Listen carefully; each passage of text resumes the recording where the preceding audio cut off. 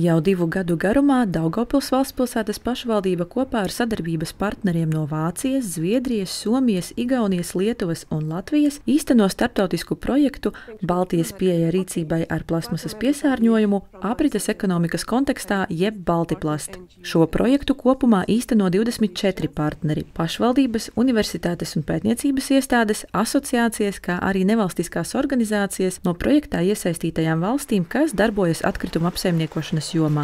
Projekta galvenais mērķis ir strādāt pie tā, lai mēs informētu pašvaldību, lai kopā ar projektā iesaistītajām universitātēm, nevalstiskajām organizācijām un pašvaldībām mēs domātu par to, kā samazināt plastmasas atkritumus, kā labāk apsaimniekot plastmasas atkritumus, bet arī ko darīt ikdienā, lai mēs plastmasu izmantotu gudrāk un saražotu mazāk plastmasas atkritumus.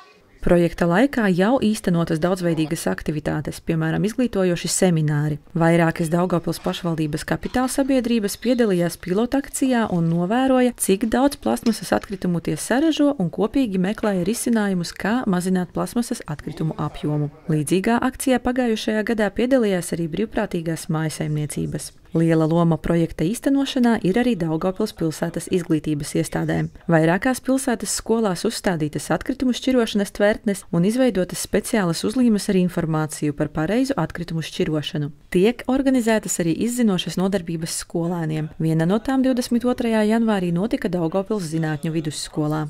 Šodien es vadīju skolēniem interaktīvu nodarbību par atkritumiem, par atkritumu apsaimniekošanu, par situāciju pasaulē, Latvijā, Daugavpilī.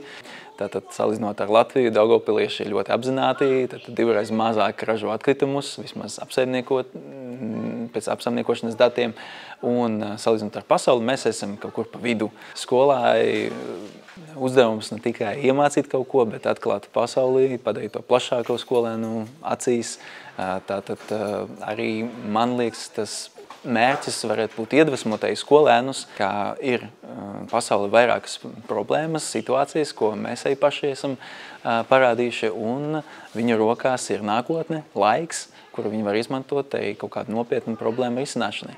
Starptautiskā projekta Baltiplast aktivitātes turpināsies arī šogad, tāpēc Daugavpils pilsētas izglītības iestādes var pieteikt savas klases interaktīvām nodarbībām, kuru laikā ikvienam būs iespēja uzzināt vērtīgus padomus, kā ikdienā mazināt plastmasas atkritumu daudzumu, kā pareizi šķirot atkritumus, kā izlietotajai plastmasai varam piešķirt otru dzīvi un mazināt vides piesārņojumu. Plašāka informācija par projektu Baltiplast pieejama Daugavpils pašvaldības vietnē www.daugavpils.lv. Pieteikties nodarbībām var zvanot pa tālruni 654 76 801. Sižetu sagatavoja Daugavpils valstspilsētas pašvaldības sabiedrisko attiecību nodaļa.